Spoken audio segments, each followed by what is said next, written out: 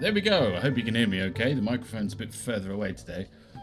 Doing some local politics today, trying to catch up with all the party leaders and party leaders from around the world. So let's turn off the music to Anarchy Online and jump straight into Academic Agent talking about Keir Starmer. I find that I'm a person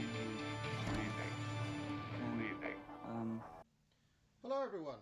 Let's talk about the matters of the day, specifically politics and British politics.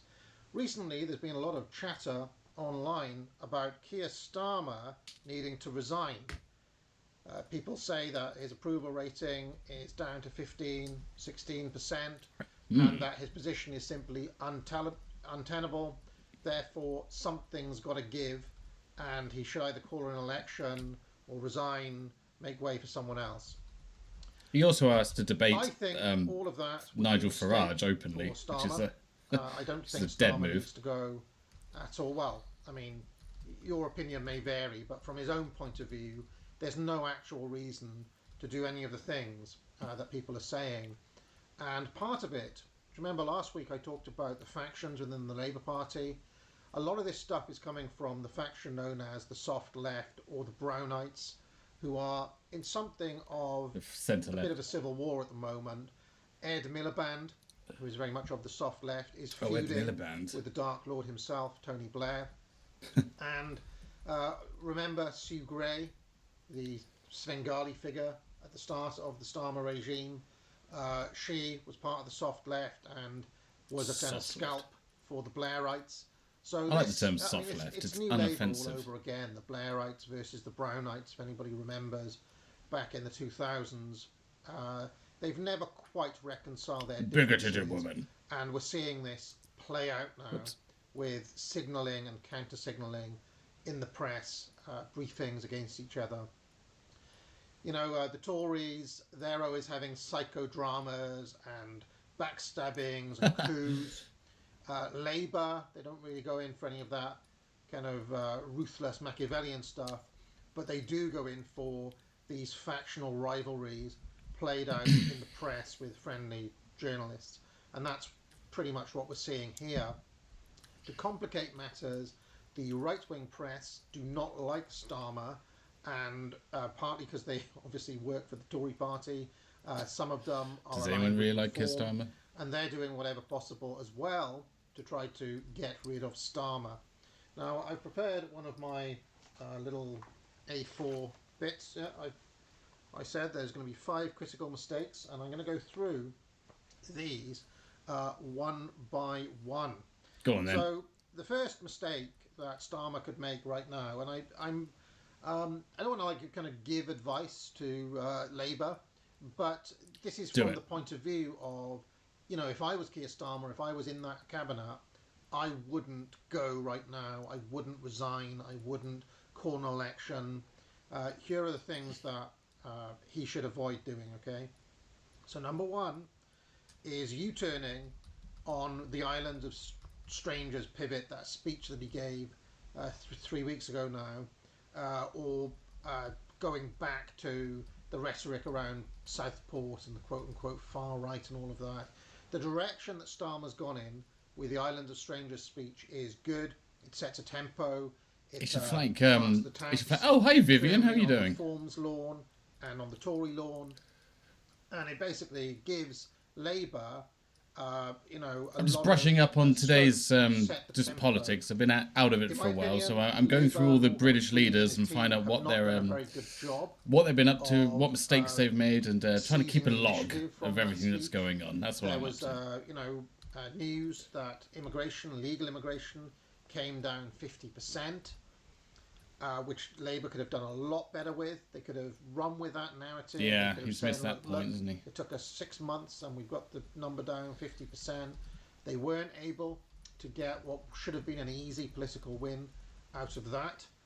They allowed that's a good the thing. populists, Reform, right-wing press and the Tories to set the narrative on that. A 50% reduction in illegal That's insane. Like the fact that he hasn't broadcasted that and made that a big part of his speech. I mean, I haven't seen the metrics, but it'd be really interesting to see why he's not talking about that a bit more. I guess it's called the official statistics. It's not YouGov, will it? I need to find out where that came from. A political win. I feel like old Alistair Campbell and Peter Mandelson, back in the heyday of Tone, would have been able to make a lot more with that. Instead, what we've got is headlines about record numbers of migrants coming in on the small boats. Yeah, he's losing the media from both sides. Which, again, is a narrative lost. It seems like Starmer's losing control. And, you could say, well, this is slop, it's real, it doesn't matter. In terms of the frame game, Labour are losing there, where they could easily turn these situations into big wins, especially against the Tories, but also pushing reform more. I went on the Lotus Eaters last week and I talked a little bit about the tactical nuances of this. Where you For those who don't know, the Lotus Eaters are more traditionalists. There's a big mixture of all sorts of different types of conservatives. I think one of them's a libertarian. But the Lotus Eaters are interesting if you're lean more right in interest in UK and European news. They don't really cover American or Israel Gaza. So if you want some fresh air from that drama, then I recommend them guys. But also, they need to be really making more. They're not scoring their goals. They've got wide open chances, if you want to use a football analogy. They're not putting them away. Second point I've got here is making any further concessions to the soft left. So they U-turn on the winter fuel allowance, which you could say is a concession to the soft left. Ed Miliband is still there and is actively feuding with Tony Blair, the Dark Lord himself. Don't mess with Tony Blair. Ruthless against the soft left. He has been. I mean, it's the soft left, I guess so, but he's been definitely hard against the hard left. His ruthlessness against the hard left and the Corbynistas. He kind of culled the whole part of the party. Effectively put the soft left to the sword. I'm reminded of an Al Pacino film I watched years ago called Carlito's Way. And at the start of Carlito's Way, there's this guy, Benny, was his name Billy Blanco from the Bronx, or Benny Blanco, is it?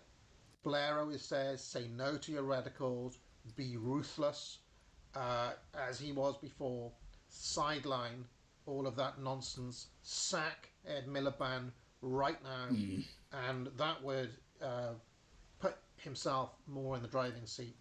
It could foster even more dissent. After this, I need to see what Kemi Badenoch's been up to. I know I've missed Prime Minister's questions. Okay, or you could say, well, he's only 15% in popularity. Fact is, if he gets rid of Ed Miliband, he could get a bump from that. If he makes more, because the way you've got to look at it is this, okay? Tony Blair is standing there on one shoulder saying, like, look, the way to get people to like you here is just to do stuff that the public wants.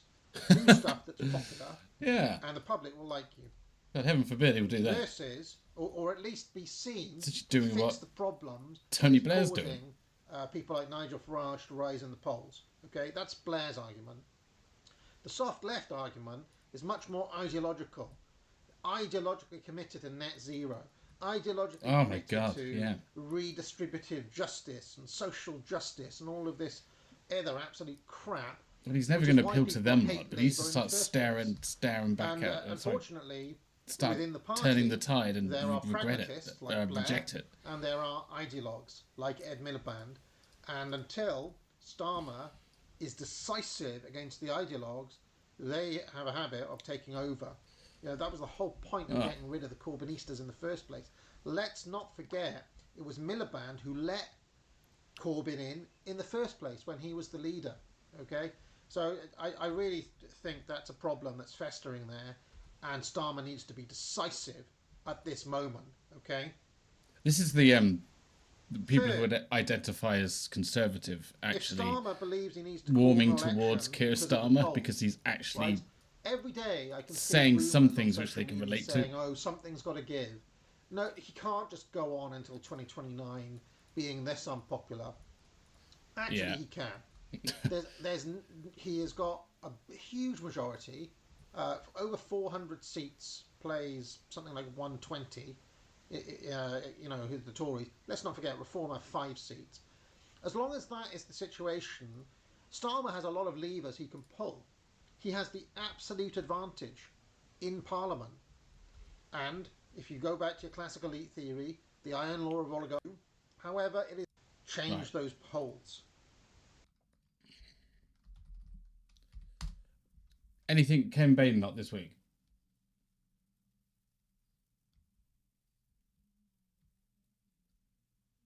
Oh yeah, this is it. Well, Kemi Badenoch has spoken to Rod Liddle. You know Rod, of course, he speaks to Mike Graham quite a lot. He's on the station from time to time. Rod is also a presenter over on our sister station, Times Radio, and he's done a big interview with Kemi Badenoch. She has said some extraordinary things within that interview, and we're going to get your reaction to it, as well as Sir Christopher Chope MP. He's the Conservative for Christchurch, and is going to join us in a second. But just before he does, let's hear what Kemi Badenoch has been telling Rod Liddle. Tell me. There's only one policy really that Reform has that could be talked about as right wing, and that is on immigration, which we talk about every single week. We have policies on immigration, they don't. I think the last thing they said they were going to announce on immigration was a minister for deportations. We already have 2 ministers for deportations, the immigration minister and the Home Secretary. It's just not serious. Essentially, this isn't going to even politics. go after it's reform. Corbynism It's going with a Union Jack. Go after. It's nationalisation. It's lifting the cap Jeremy off Corbyn to and the rest child of the benefit. Labour Party. These are She won't Jeremy go Corbyn's anywhere near policies reform. with Nigel Farage fronting them. And this is the thing that a lot of the people who keep talking about unite the right don't understand. Get out of the way. This is not a right-wing party in the sense that I understand it. It is a party that wants to tell people that they can have whatever they like, and if they can't have it, it's because of those bad guys over there.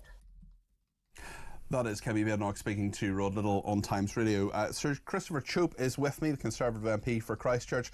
Sir Christopher, have you ever mixed up Jeremy Corbyn? It's Corbynism with a Union Jack.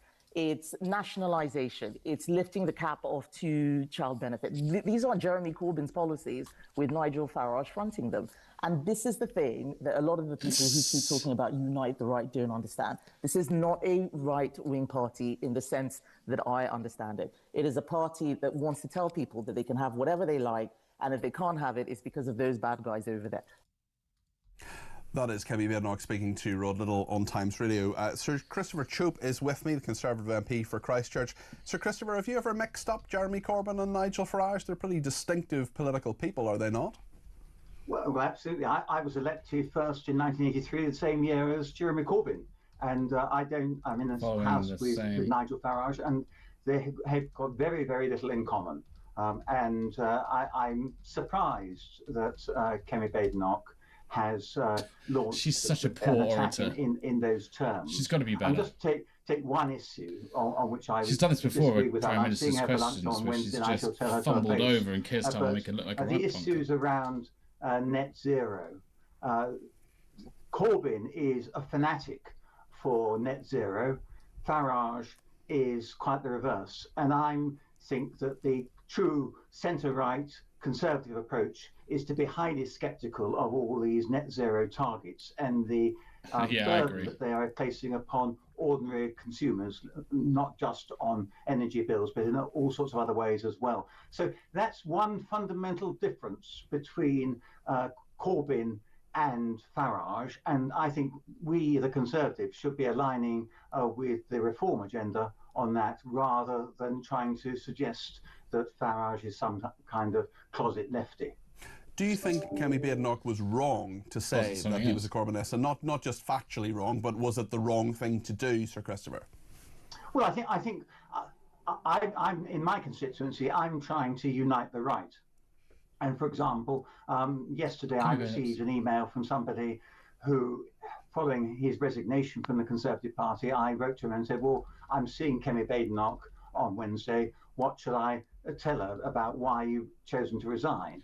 And he highlighted the issues of the last Conservative government having become Labour-light, having raised taxes, having not got control of immigration, having allowed crime to flourish. And he also referred to the issues around net zero. And I'm trying to persuade that person to come back and support the Conservatives and unite the right in Christchurch. And I'm not sure that what our leader has said most recently is going to help in that cause. I'm sure that person will wait until after Wednesday to see what effect you've had on Kemi Badenoch. But if you're saying unite the right, she's saying that Nigel Farage isn't even on the right, isn't even a right-wing politician. He's a Corbynista with a Union Jack, or Corbynism with a Union Jack, and that's what he represents. Your task is a big one, not just in your constituency, but in your party as well, Christopher. Corbyn. Well, I agree. Absolutely, and it's largely because successive governments have failed the British people, and the British people are recognising that. And so they are saying we need to have a complete fresh start. And whatever else Farage's party does, it offers what is a fresh start. I mean, it sounds to me, attacking them is not going to, I think, help us in the Conservatives at all. It sounds to me, and I don't want to put words in your mouth, Sir Christopher, but I'm just getting the impression that you're more convinced that Nigel Farage is a winner than Kemi Badenoch. Are you sure you're in the right party? I'm sure I'm in the right party. I've always been in the Conservative Party, and I think that the Conservative Party, when it is true to its real beliefs, is a very formidable force. And I think we have lost support on the right because people felt that the last Conservative government, and perhaps one before as well, were not really true to conservatism. And another issue, Europe. And who could suggest that Farage and Corbyn are the same on Europe? Corbyn and Farage have completely different views on that. And we in the Conservative Party should be joining the campaign to try and ensure that we complete the Brexit, which hasn't yet been fully delivered. In terms of getting people on the right back, is Kemi Badenoch the right person to do it, do you think? Well, she's the only person to do it. That's not a ringing endorsement, Sir Christopher. Well, as you probably know, I didn't support her. I supported Robert Jenner in the leadership. But I've been around long enough to know that when you're in the difficulty we're in opposition, the answer is to try and persuade your leader to take the right lines rather than change your leader. Because if we change the leader, it's going to be terribly disruptive. I prefer to strengthen Kemi Badenoch and persuade her that occasionally she makes mistakes, as I think she has in this most recent interview, and get her on the right lines. It's very, very interesting in regard to what people are saying. Gian has been in touch and says, let's just read this. What's she's reposted this. The same prevent that stops radicalisation protects children from extreme means, and when the safeguard becomes something to overcome, I doubt all NU members support undermining counter-terrorism in schools. The education of a step in another department. Israel's committing a genocide and yet to speak out against genocide does other people. Come to a public meeting. Overcoming the repressive effects of prevent. Keir Starmer says you can't tax your way to growth, yet his government slaps a British on tax. An SDR without the funding is an empty wish list. The ships and submarines it talks of, they're a fantasy fleet. The reviewers were clear in the Telegraph today that the commitment to 3%, and I'm not sure how I agree. The affordability of the plan. I mean, defence is important, but how much of a defence is a submarine, really? I guess it's the best kind of defence. I mean, you don't need anti-missile defence systems or iron domes on our shore, do we? We can't need our defence as more of offence. So maybe. I'm happy with money being spent on defence. I don't know what you guys think. You can't fund defence of the NHS. You can't fund defence or the NHS or look after the most vulnerable without a strong economy. Plan to pay for it. Right, we followed her. Right, anything more from Kemi Badenoch this week? 3 months ago, 9 days ago. Welcome back. I'm joined now by the leader of the Conservative Party, Kemi Badenoch, who's in the studio today. Thank you very much for returning. Thank you for having me. Good to see you. This is interesting, isn't it? Nigel Farage is going to announce on Tuesday he's going to scrap the winter fuel cut and the 2-child benefit cap. Your reaction? Would you do that too? Well, on winter fuel, yes, we have said that. We've been voting for that in Parliament multiple times. And on Wednesday, you would have seen at PMQs, I got Keir Starmer on the hook for what looks like a partial U-turn. But definitely not on the two-child benefit cap. That's wrong. It's not a serious thing to say. That cap is there for a reason. It's not fair to allow some people to just claim more and more and more benefits for an endless number of children that they can't afford, while other people aren't having children or waiting longer because they can't afford it and are saving to be able to provide a stable environment, especially as we now have the situation where immigration is very high. There are lots of people coming to the country who become eligible for these, while other people aren't having children or waiting longer because they can't afford it or U-turn. But definitely not on the two-child benefit cap. That's wrong. It's not a serious thing to say. That cap is there for a reason. It's not fair to allow some people to just claim more and more and more benefits for an endless number of children that they can't afford, while other people aren't having children or waiting longer because they can't afford it and are saving to be able to provide a stable environment, especially as we now have the situation where immigration is very high. There are lots of people coming to the country who become eligible for these benefits, and they have many children. I don't think that this is the time to be removing that cap.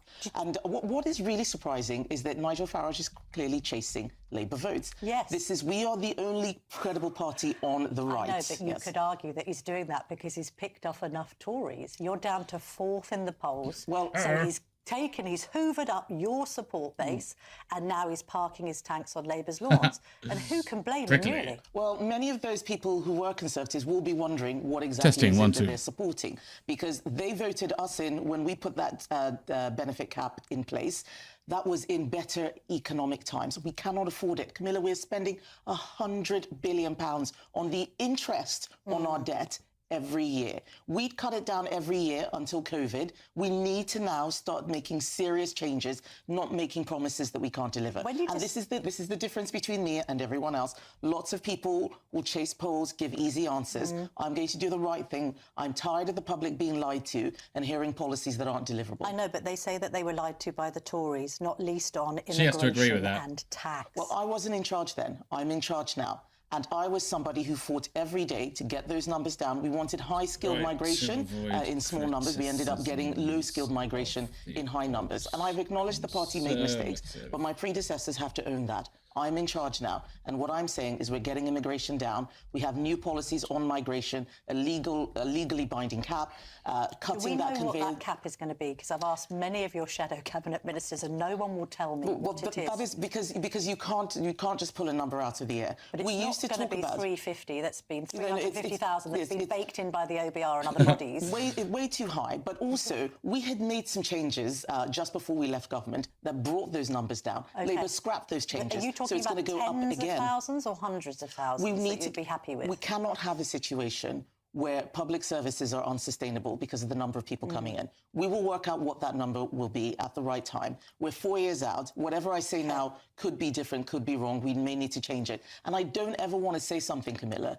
that I have to walk back on. I don't want to make promises and then have to change them when people think that I was dishonest. We have a dishonest Labour government right now. We are the honest party. The counter-argument to that is you should know by now what you think legal migration should be capped at, because you've made the mistakes of the past. You should, especially if you're looking to budget. You're going to need to work just out. Come out with a figure. It shows a lack of confidence. No, it's not a lack of confidence. A hard cap. We've changed the policy on indefinite leave to remain, so people can't just automatically stay here, get British citizenship. Disapplying the Human Rights Act, making it easier to deport people. We've changed all of those policies, but the number will come. It's not confidence. It is doing things properly. Lots of people. I could throw out any number. No one would know whether it was right or wrong. Let's do things properly. And when will you take a decision on whether you want to remain in the ECHR? We are going to come out with a new policy on how we approach all of the lawfare. Oh, come on, answer the question. I thought we were going to do a Robert Jenrick on us. Well, Camilla, I've said if we have to come out, we will come out. I think you're leaning towards coming out. Can I say that? From the first time I interviewed you as leader to now, am I correct in making the observation that you are heading in the direction of leaving? Every day I see a new case that looks like the ECHR is unsustainable. Yes, then, isn't it? Every day I see a new case, but it's not just the ECHR, So it's the hinting. Refugee Convention, and looking at so many other things. Look at this international law madness that means that Starmer's given away the Chagos Islands. It's £30 billion. You look at the memo that was sent. Why are they doing this? It's reparations. It's to apologise for decolonisation. This is British territory. We have a strategic military base there.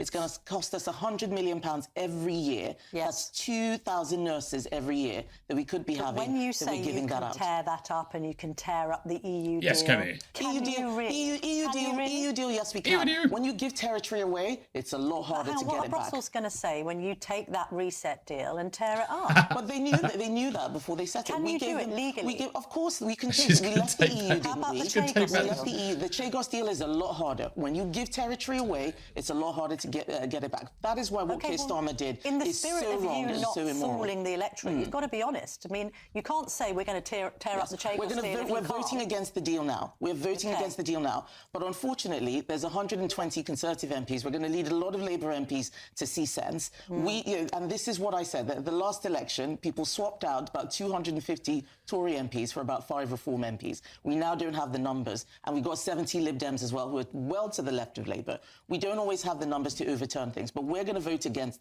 the Chagos deal. It is a horrible surrender. It's bad for the Chagosians. The islanders don't like it. We lose a strategic military base. And you know the worst Is bit? she actually going Mauritius, to do that, though? an ally of China, I have been pointing this out this collaborating morning. with Russia, should not do that. But if you can't do anything about it, then we're stuck with it. We can do something about it now. We are But the it's opposition. going to go through because you lost the last general election. It's going through because Labour are making bad decisions. Okay. We're not the government now. I What can't see how about the Labour responsible for what argument? Labour Well, does. you laid the foundation, like so many things. It's a There is a nonsense credible. argument. Hang on, there's a Yes. credible argument for saying, oh, why is the welfare bill so high? Why are taxes so high? Why is immigration so high? Why have we got Labour rocket fueling a Chagos deal?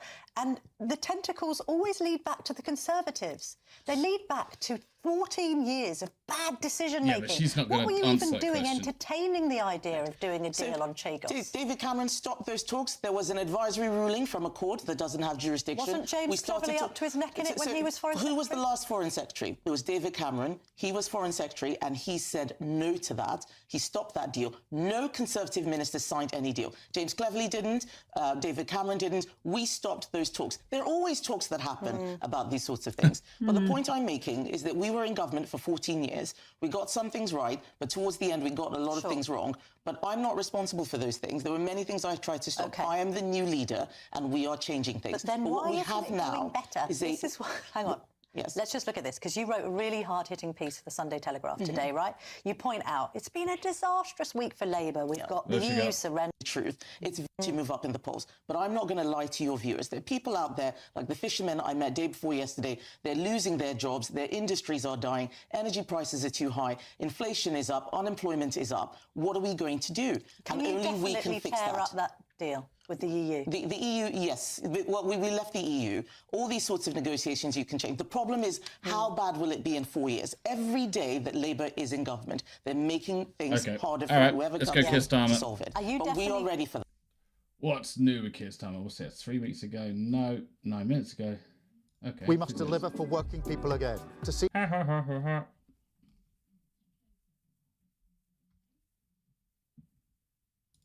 Today, I want to cut through the noise and get to the truth behind Sir Keir Starmer's latest grandstanding on defence spending. Because in my opinion, what we're witnessing isn't a bold new vision for Britain's security, it's yet another smokescreen to distract from the mess this government is making elsewhere. Hello, I'm Alex Armstrong and this is GBN Originals. Right, let's set the scene. Today, Starmer stood in front of the cameras, chest all puffed out, talking tough about war fighting readiness with a bunch of people from his factory standing behind him looking as bored as ever. But he promised new attack submarines, billions for warheads, and a whole raft of shiny military investments. The headlines scream that Britain is preparing for war, that we're on the brink of World War III, that the threat from Russia is so grave, we need to throw everything at it right now. But ask yourself, why now? Why this sudden urgency?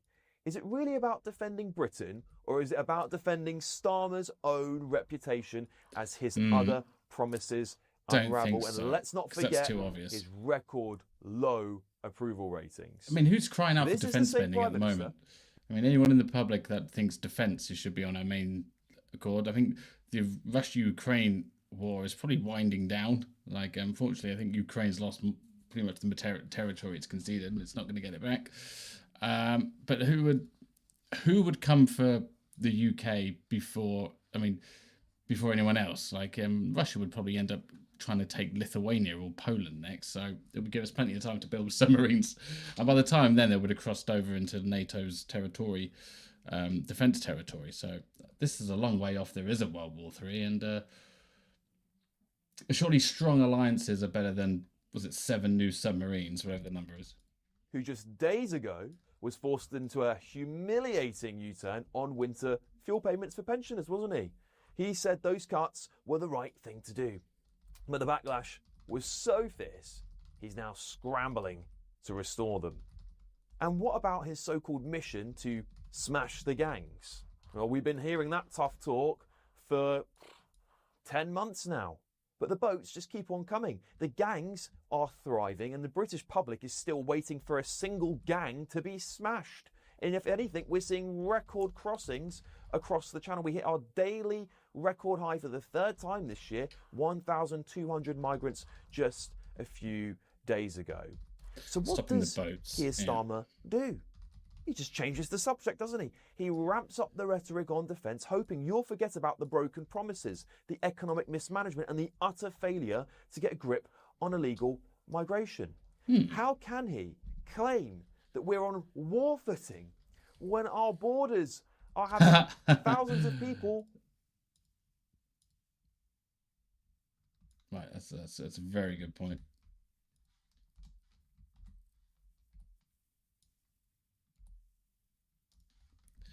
Okay.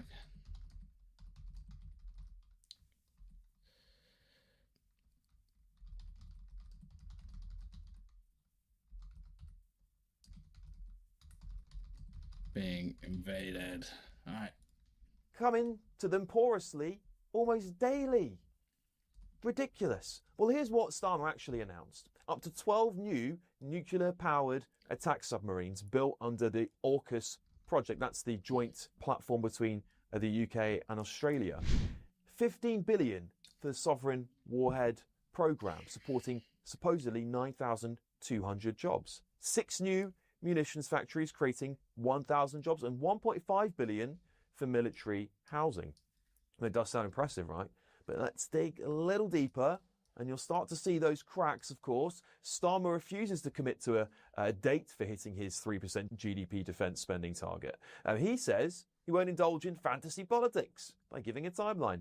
Well, translation, he wants the headlines today, but he's not putting real money on the table, nor is he actually committing to anything. He said it's an ambition, and you know what that means. When politicians say we've got an ambition for something, it means they're probably not going to do it. And while he talks tough about war fighting readiness and the threat from Russia, he admits he very much hopes Britain won't have to go to war. He says we need to prepare but can't ignore the threat. Well, what is it then? Which one? Are we really on the brink of war, or is this just political theatre? I think I know the answer to that. Let's be clear. The idea we're about to be dragged into World War III is, I think, frankly, complete nonsense. Yes, the world is a bit unstable at the moment. You know, even if we aren't dragged into World War III, having nuclear subs, I mean, what does one do with nuclear subs when there is no threat of a military? Do you just park them and detrain all the staff, or can you rent that security out to another country, you know?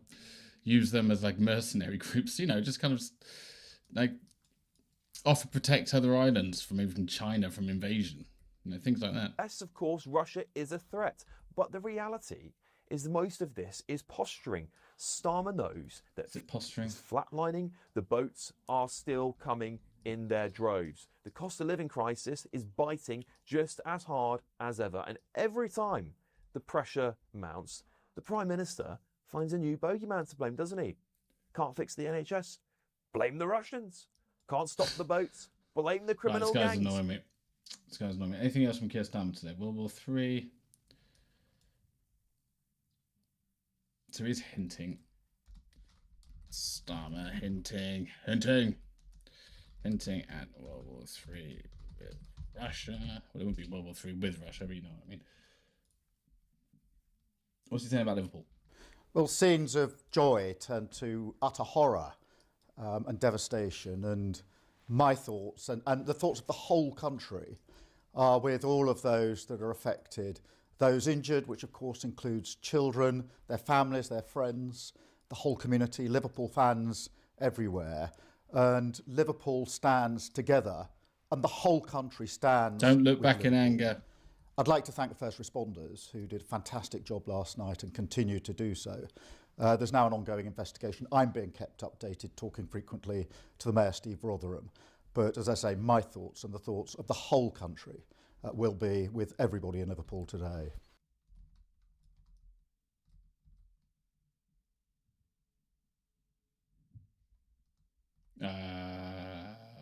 Oh yes, this is Nigel Farage conference in Scotland, which was absolutely. one day ago. No problem. Press conference is due to start soon. So we're here in Aberdeen today. The weather's very nice. The sun is out. The sea is clearly in view. We're just doing a little press conference today. We'll be joined by Nigel and also Richard Tice. So we'll have quite a lot to say, a lot of information. God, are you the warm-up act? Jesus Christ. Hopefully we'll start imminently. So thank you. Are they protesters outside? No, they're press. You can all go home now. Bring that up when there's not a lot of information.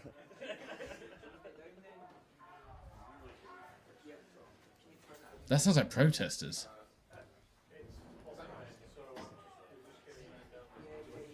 So let me know if you need me to.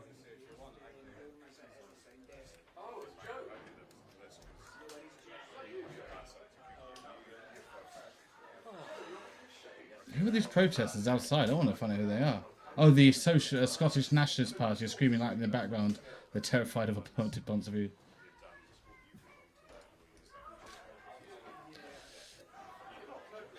Embarrassing.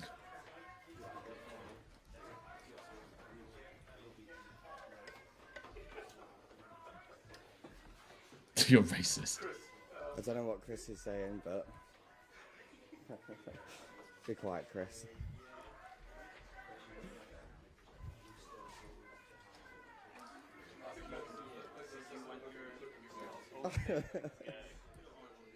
I know exactly what Chris is saying.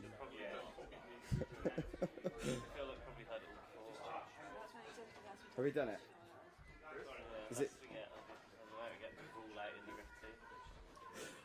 I'm not enjoying this, Chris.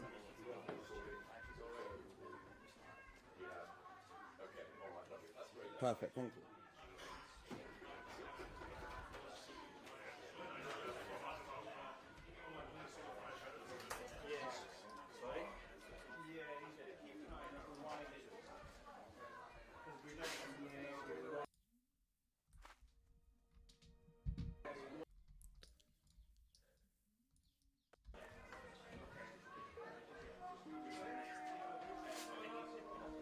But I can hear it now.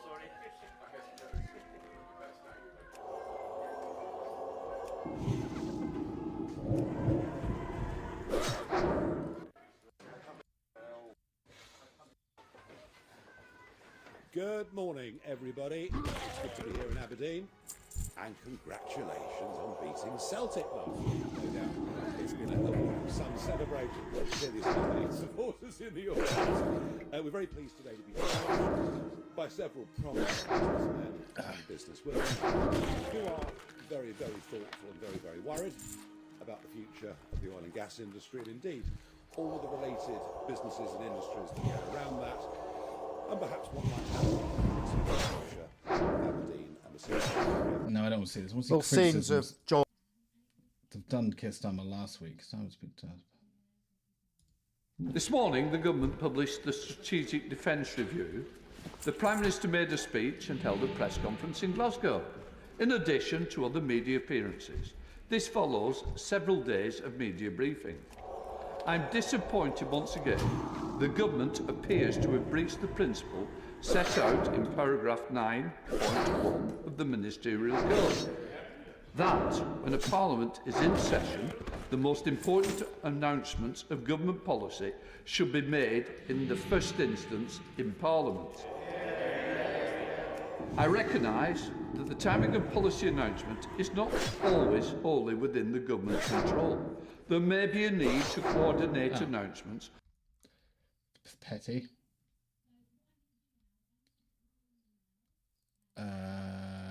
Kim Badenoch, Keir Starmer, and our tax increases on the horizon. Right, anything more for Keir Starmer? Britain must be ready for war. Let's listen to his speech. We are moving to warfighting readiness as the central purpose of our armed forces. When we are being directly threatened by states with advanced military forces, the most effective way to deter them is to be ready. And frankly, to show them that we're ready. Because we don't need any boots on ground, are we? It's all going to be tech warfare. So if you have a strong drone military and a few submarines, I think that's totally commendable. In the United Kingdom. The most expensive part of war are... We will build thousands of new long-range weapons in the United Kingdom. I can announce today that we're going to build at least 6 new munitions factories in the United Kingdom, generating over 1,000 jobs. We will build thousands of new long-range weapons in the United Kingdom to boost European deterrence, supporting around 100 more jobs. We will defend our homeland by investing in our air and missile defence to better protect these islands. We will create a hybrid Royal Navy, blending drones with warships, submarines and aircraft to patrol the North Atlantic and beyond, supporting thousands of brilliant shipbuilding jobs, including right here in Govan. Under our AUKUS alliance with the US and Australia, we will now deliver up to 12 attack submarines protecting Britain's waters, scaling up the industrial base in Barrow and all along the supply chain to deliver a new sub every 18 months, again creating thousands of jobs.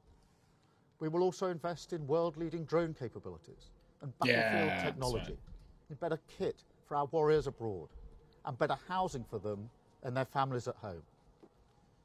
And finally, I can confirm today that we are investing £15 billion in our sovereign warhead programme to secure our deterrent for decades to come. More nukes. Creating 9,000 jobs and thousands more in supply chains across the country.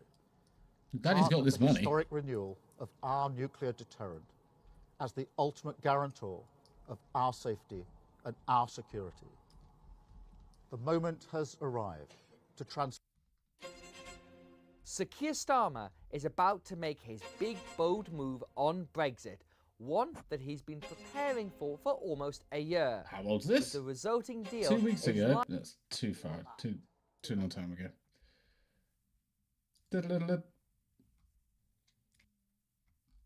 Right, is that from Keir Starmer? Let's go back to Nigel. Anything new from Nigel Farage? Nigel Farage. Oh, that's me taking Nigel Farage. Is not clever, is it?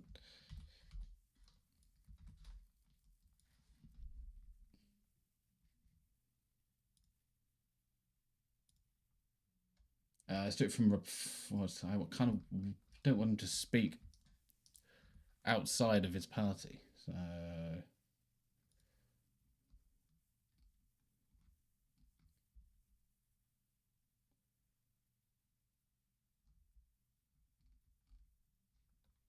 Political front line. What's he got here? It's been 12 months since I made return pod 7 hours ago. He's busy, isn't he?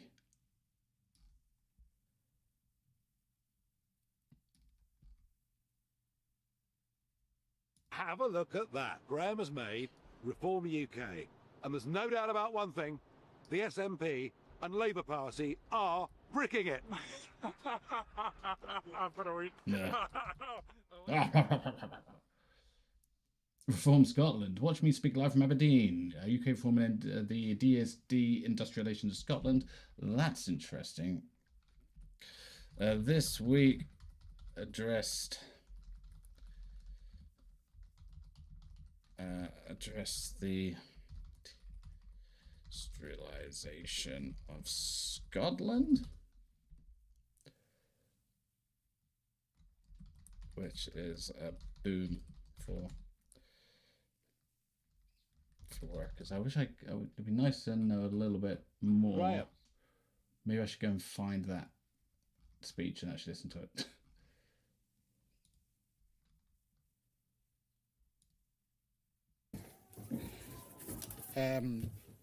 Well, thanks, Nigel. Thanks, everyone. It's great to be here. Didn't think it would be quite such a big show today with just me joining as a Reform councillor, but obviously my reputation precedes me. So thanks for that. You know, I've joined Reform. I think, like for most people, you know, real concern about the country, the whole country. You know, doesn't feel like it's working. We have a stagnant economy, stagnant wages. As Nigel said, we're deindustrialising pretty rapidly because of net zero. We can't control borders. We can't build things like energy infrastructure or houses or public services. Don't feel like they're working. We've got huge problems and we need massive and urgent change. And I believe that it's only Reform Party that can bring that change. And I think obviously we've got similar issues across the whole of the UK, but I think in Scotland, you know, we seem to be failing further and faster with an incompetent and devoid of ideas SNP, a sort of entrenched and entitled SNP who've been in power for nearly 20 years, have done nothing but fail, but seem more concerned with the gravy train continuing rather than trying to improve things. And again, I think it's only Reform that can change this dynamic and move Scotland to a place where we can change policies.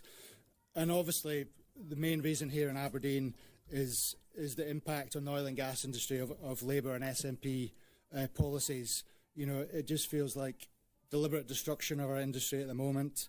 78% tax, no new licences, large projects caught up in a regulatory limbo. And all at the same time, all Labour and SNP have is gaslighting us with fairy tales about the so-called just transition. You know, as Nigel said, we've got low oil prices now. You know, it feels like it's going to be a bit of a perfect storm. We've seen some lower oil prices at Harbour. I think it might be a very painful time for the city. Evasion of net zero. I don't think most Aberdonians have yet woken up to just how badly we're being treated. And again, I think it's only Reform, by supporting Reform, that we're going to get the changes to our energy policies that we need. So that's my reasons for being here. Delighted to be here and look forward to increasing the Reform vote in Aberdeen.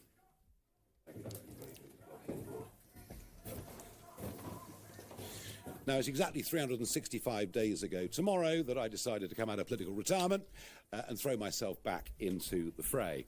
And in the aftermath of the general election, I had one big political target, which was the English County Council elections. I wasn't very happy that in 9 of our strongest counties, the elections were cancelled. Some pretty spicy comments down here. I'm not going to read them out loud, but I'm sure you can imagine what they are. On the 1st of May. But carrying the torch for the party here in Scotland over the course of the last year, repeatedly visiting and encouraging and helping these branches to set up and defectors to come across, has been my deputy leader, Richard Tice, somebody who also has spoken out for many, many years on the madness of our net zero policies. Richard. Good morning. Thank you, Nigel. It's great to have everybody here. It's great to be here in Aberdeen, one of the global centres of energy expertise. And it's no coincidence that when the UK economy was growing every year at 2.5% to 3.5% in the 80s and 90s, yes, we were extracting significant quantities of oil and gas. And Aberdeen needs to do a complete use. The party is Scottish-born, but comes from parents who come from the Indian subcontinent. But we don't talk about gas to us, a country to work anymore, where we wiped away the Labour Party. The two can't coexist. Opportunity. We need to change course dramatically. We need to do a complete U-turn. And we need to say to my biggest fear to is the Reform Party is they may bankrupt us and they may ostracise us from the rest of the world. But that's my only fear, really. I don't like concerned about Nigel Farage's ego. For those new licenses that might to be granted, might be on the tail end of its bloated investment, equity investment, debt investment. Ego, but we know it works. We know it's a generator of huge wealth, huge prosperity, and huge opportunity. Not just for Aberdeen, but for Scotland. And that's why we're here. And I think that's why, to everybody's surprise, in Holyrood and Westminster, we're doing very, very well here in Scotland. Thank you very much. OK, we have a long list of media questions, which we are happy to take, starting with James Cook from Up Until 2050, men and businesswomen, who are very, very thoughtful and very, very worried about the future of the oil and gas industry, and indeed all the related businesses and industries that go around that, and perhaps what might happen to the future of Aberdeen and the surrounding area itself. Reform has made remarkable strides in Scotland over the course of the last year. We managed to field candidates for every seat in the general election, but to be honest, it was pretty much a paper exercise. Since then, we've managed to build branches. We've been contesting by-elections every Thursday for councils, wherever they come up. We've had a steadily rising score. We, if you believe the polls over the weekend, are beginning to eclipse Labour to be the second most popular party in Scottish politics. And, of course, we have the Hamilton by-election taking place this Thursday. But the purpose of this visit, and I guess it was really the news that Harbour Energy were laying off yet more people, the fact that this industry is in serious decline, and that to a large extent it is wholly unnecessary. These are decisions that we have taken here in our own country. The tax rate, the super tax of 75% that was imposed by the Conservatives in the last period of their 14 years of government, was a disaster for the industry. Labour have only added to that by putting it up to 78% and stopping the application of new licences. Yes, the oil price is low at this moment in time, but after 20 years as a commodity trader, these things do move in cycles. 2025 will be a year of record consumption of fossil fuels. We can con ourselves as much as we like. There'll be more coal burnt this year than has ever been burnt in the history of mankind. And the same applies to the use of gas and oil. Even the most ardent proponent of net zero has to accept the world will still be using oil and gas up until 2050 and beyond. And yet we've decided to sacrifice this industry as a consensus around net zero has emerged. Of course, I say net zero, it isn't really net zero. All we're doing is exporting carbon dioxide. It's just going to India and into the China. It's much more than be importing it. And many parts of England and Wales, literally deindustrialising before our very eyes. Yes, there are arguments around new industries, but for every job created in a new industry, many more have been lost in conventional industries. We now have the most expensive energy prices, commercial energy prices in the world, and the whole thing is complete and utter madness. Richard Tice and I have been standing up and fighting and speaking on these issues for many, many years. It's also worth adding, shortly after the Prime Minister's so-called EU reset, that if we look across the other side of the North Sea to Norway, not only do we see a country that has championed its oil and gas industry, a country that sells an awful lot of gas to us, a country that also has a 200-mile exclusive economic zone for fisheries. A 200-mile EEZ. Just imagine what anything like that would do for all these towns and cities on the east coast of Scotland. So whichever way we look, we're getting things wrong. They must be laughing themselves silly in Norway that now actually we have to import a significant amount of our electricity from them as well. It is almost, the madness of this is almost completely and utterly beyond belief. One of the reasons that we've been doing well in Scotland is we've been attracting some very, very good, fresh talent. There have been several Conservative councillors that have come to us, and there'll be a Labour councillor coming to us this afternoon when we get to Hamilton. But Duncan Massey has been not just a city councillor here in Aberdeen over the course of the last few years, but somebody who has spent 20 years working in the oil and gas industry, and it's my happy duty to welcome Duncan as a Reform councillor here in the city of Aberdeen today. Duncan, thank you very much. Well, thanks, Nigel. Thanks, everyone. It's great to be here. I want to hear them all talk. Quite such a big show today with... Is he just answering questions? Stable regulatory is James Cook from BBC News. Thanks very much. Sorry, I was looking for a microphone. There is one. There is one. Thank you. Morning, Mr. Farage. Morning. These people shouting outside say that you're a racist. Will you reassure them you're not by apologising to the Scottish Labour leader Anas Sarwar for claiming that he would prioritise the Pakistani community when you must know that he literally said no such thing? OK, so I can tell you this. We've not heard these sort of chants or tweets in England now for a very, very long time.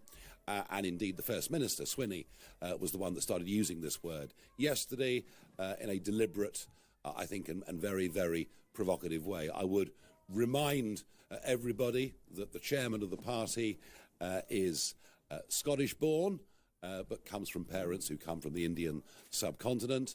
But we don't talk about race at all. We think everybody should be treated equally. We object very strongly to the segmentation of people into different types. And I think, to be frank, that Mr. Sarwar has a record of obsessing on this issue. There was the famous speech that he gave in the Scottish Parliament saying, why are the judiciary white? Why are, these leading figures in Scotland white? A most extraordinary speech, given the statistics and figures here. And actually, I think that speech that he gave was sectarian in its very nature. We are the South Asian community. We are going to take over the country and take over the world. He didn't say any such thing. Well, he did actually very, very clearly. He did not say that the South Asian community would take over the country or the world, nor did he use the word prioritise. He said... Why can't I hear what you're saying, but why can't you just accept what he literally said and not mischaracterise what he said? We believe what he said was a form of sectarian politics, and we don't like it one little bit. Thank you very much indeed. Ben Phillip from BBC. So he did Nigel Farage did mischaracterise it. Here in Aberdeen today, Nigel, many will be listening to what you're saying about the oil and gas industry. On the slogan, Drill Scotland Drill, is it not the case that that will just make oil and gas companies even wealthier? It's not going to lower bills. How will that's a good question. Actually help ordinary people? Jobs, jobs, jobs, very well-paid jobs, money in people's pockets, which they'll spend in Aberdeen and elsewhere. And, big companies can make big profits. Big companies can make big losses. They pay big taxes as well. So it's almost they pay their fair share of taxes in the UK. If they're not UK-based, then the salary taxes will be pretty significant. Sector in Scotland is good for jobs and tax revenue. Both ways. This idea that a political party either supports the workers or supports the private companies that put risk capital in is absolute nonsense. The two can't coexist without each other. And what is for certain in Scotland and across the wider United Kingdom is the public sector gets bigger and bigger and bigger, and our overall national finances means that we're getting poorer and poorer and poorer. And just look at GDP per capita over the course of the last few years. I know, but most of the oil and gas that is extracted from the sea just outside is exported. So something will need to change the wholesale price. Yeah, we get about bills down for people. 50%. That's a very interesting point. Oil tends to trade on a global market at a global price priced in dollars. The gas market is completely and utterly different. And Richard knows a bit more about what happened in America with gas prices.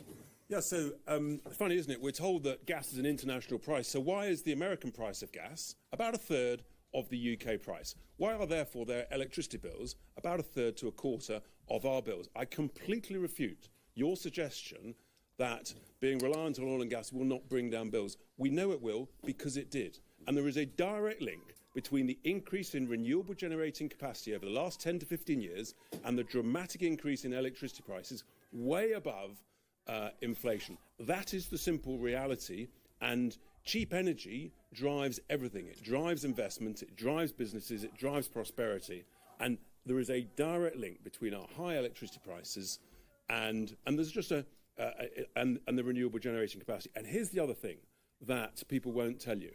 The vast majority now, about 2/3 of our electricity price is now policy costs, levies, subsidies, transmission costs, constraint payments, and all of that. The actual wholesale cost is down at somewhere between 30 and 35%. So I'm afraid people are being completely misinformed about the truth.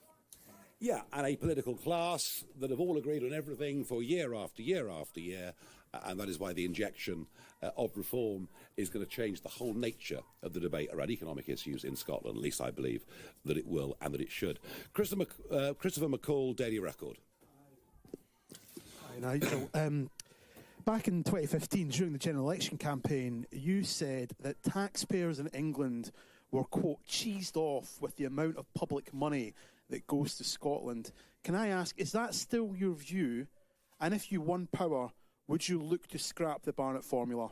Well, the Barnett formula, it seems to me, is really somewhat out of date. What I'd like to see is a Scottish government that's able to raise a bit more of its own revenue and a Scottish economy that has actually got genuine growth. And I don't believe that can happen without this sector booming. All right? And I think, you know, the Barnett formula goes back to the 1970s. Is there an argument it should be looked at again? Of course there is. But, I mean, frankly, if you look at welfare dependency, if you look at educational standards, the idea that sort of 50 billion this year was roughly what the figure is going to be going to Scotland. It isn't going to reduce in the short term until Scotland actually starts to have an economy that is thriving. And right now it's going in completely the wrong direction. Can I just ask quickly as well, do yeah. you support the concept of devolution as the Scottish Parliament? Oh yes, devolution's here to stay, and in fact devolution now is being extended into England, you know, right down to a county basis where we're going to have elected county mayors. No. Devolution is here to stay. Sadly, over the course of the last 20 years or so, devolution doesn't appear to have worked very well. You know, I mentioned education. I could talk about 800,000 plus on the NHS waiting list. It hasn't worked out very well. Doesn't mean devolution's wrong. It means the people running it haven't got it right. Tony Diver, Daily Telegraph. Right. Microphone. Thank you very much. You said yourself that reform has not been around in Scotland for very long. You said at the last election you ran paper candidates competing in this election. How long is it going to take you to build trust in Scottish people? How long do you think that by... Just a second, I'll be right back.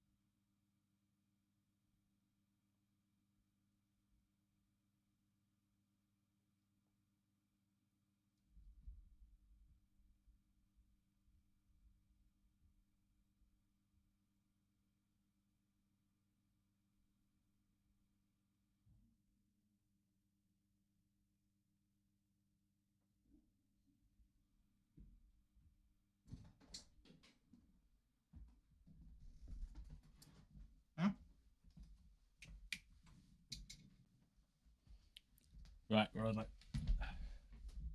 By this time next year, when Scotland goes to the polls in the Scottish Parliament election, you could win a majority of the Scottish Parliament or even become the second largest party?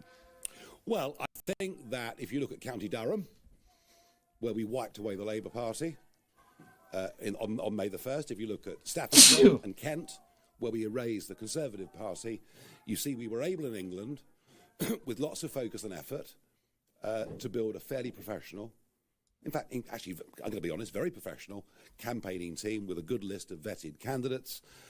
In Scotland, I mean, to be frank, Scotland has not had much resource, but some very energetic, good local organisers, some great new people of talent and real-world experience joining us. I don't see any reason why we can't do exactly the same thing here. You know, I mean, I accept the SNP have a very, very solid baseline vote. I think the Conservative Party in Scotland will wither away. It frankly serves no purpose. And I think the conditions for the Labour vote in many parts of Scotland are not dissimilar to what we saw in County Durham. So, yeah, I'm very optimistic we can make a big run at the Scottish Parliament next year. We've got a lot more to do. You could say right now the party in Scotland is a movement. It's a teenager, hasn't quite yet reached maturity. Maybe the result on Thursday will be the thing that actually gets us to full adulthood. Thank you very much indeed. Simeon Kerr, Financial Times.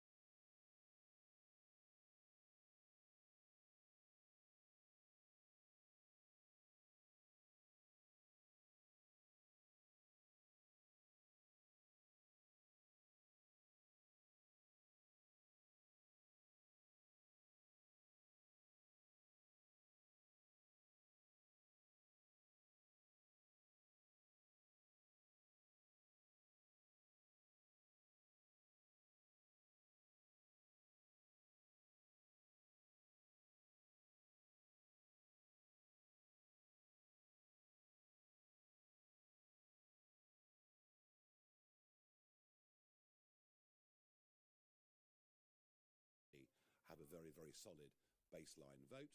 I think the Conservative Party in Scotland will wither away. It frankly serves no purpose. And I think the conditions for the Labour vote... Sorry, not here. OK. Asni Maguire, GB News. Good morning, all three of you. I'm just curious to know what your take is on the role reversal between what was shy reform and then brash, confident nationalist here in Scotland. Now it's very much the other way around. We're seeing people coming out not afraid to voice their support of reform, while the nationalist conversation, especially that around independence, is filtered away a little bit. Just wondered what your take on that and whether that was going to be enough to take you through next year's Holyrood election. Yeah, I think it's a very interesting point you raise. You know, before a sort of general election last year, you probably wouldn't tell the neighbours you're going to vote reform in case they thought ill of you.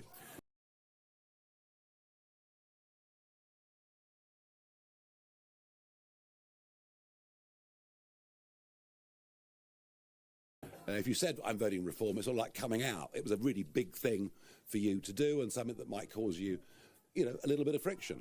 What I now see, what I've seen in other parts of the UK, and I believe, I already know that our canvassers are seeing on the streets in Hamilton are people, people are absolutely saying, yeah, we love it. Why are they so vociferous in their support for reform? Because they believe that everything's broken. It was really what you talked about earlier, that things don't actually work anymore. And they see us as the bright new hope that can come in, and because we have the courage of our convictions, we can turn things around. So there is actually a great sense of optimism around our supporters. Many of the media will say it's just a protest vote. It really isn't a protest vote. These voters that are voting reform are not just sticking two fingers up. They are actually saying positively, affirmatively, you can turn things round. As for the nationalist vote, look, I'm less qualified to comment. All I would say is that the SNP don't seem to respect the results of any referendums, be they Scottish referendums or EU ones. And whilst this seesawing that's been going on in Scotland between Labour and the SNP has now reversed the other way since the general election, I'm not actually sure whether the depth of support for the SNP hasn't been more of an anti-Labour position in the absence of an alternative, and that's what we are going to try to provide. Do not underestimate over the course of the next year that we can get people who previously voted SNP voting for us, because I genuinely believe that we can. Gina Davison, LBC. No show, fine. Dave Galloway from North Sound Radio. Thank you, Nigel. Good morning. Good morning. I want to ask for your reply to the assertion that SNP Westminster leader Stephen Flynn has made about your views. He calls them short-sighted stupidity and says you shouldn't be allowed to do to Aberdeen what you've done to the UK economy. Well, he's entitled to his opinion. On a personal basis, I quite like him, actually. He's got a bit of character. He's got a bit of spirit. And somebody, we get on rather well with him, actually. We have a bit of fun with them. They sit right in front of us. We just don't happen to agree. I think the short-sightedness is for Scotland to turn its back on an industry that for over half a century has been providing so many jobs and so much wealth. If it was the end of oil and gas, if we weren't going to use oil and gas in a few years' time, it would be a perfectly valid thing to do. That is not the case, and I repeat the point, and you can give it to Stephen if you like, that 2025 will be a record year for fossil fuel consumption globally. We may not like that fact, but it's there. And actually, I think we're the ones with an economic vision that can make people genuinely better off. And just on the subject of carbon capture, why do you believe that scrapping the Acorn project, which can create thousands of jobs and attract billions of pounds of investment, is a good idea? Look, I've been hearing about carbon capture. I've been hearing about battery storage for wind farm energy, and I've been hearing these arguments now since about 2000. For about a quarter of a century, I've been told these things will work, they are going to work. I have not as yet seen any evidence that carbon capture will actually work. And by the way, if I do, I will change my mind. Could I just add one point to that, Sure. which is that even the Greens are not supportive of carbon capture. And I think that tells you a lot about their perception as to whether or not the technology will ever work.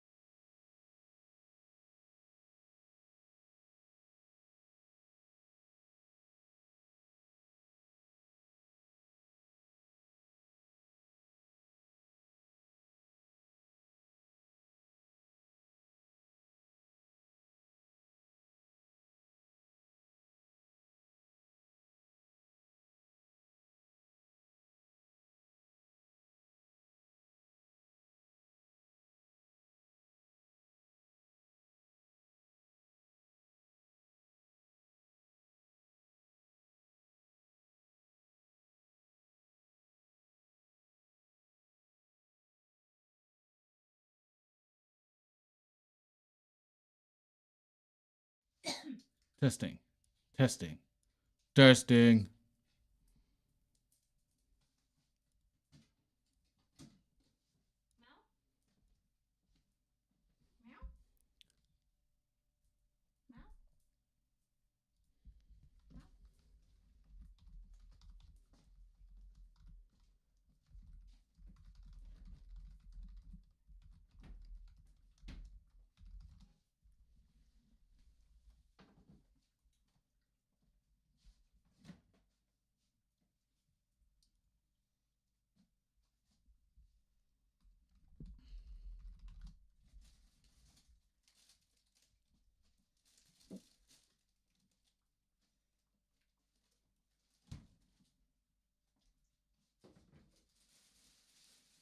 I thought on the step.